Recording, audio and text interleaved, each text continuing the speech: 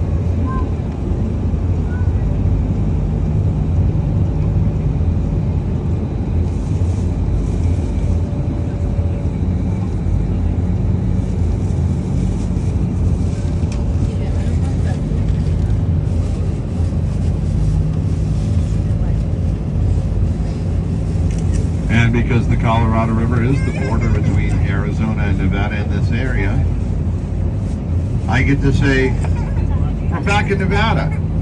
But don't get used to it, we're going back to Arizona in a minute. Now, if you take a look out the right side of the bus, you'll see the Hoover Dam Spillway House.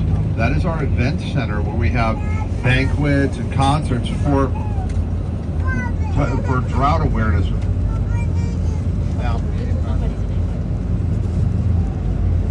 a couple months ago, they actually closed down the dam, put up a stage and some tables and chairs.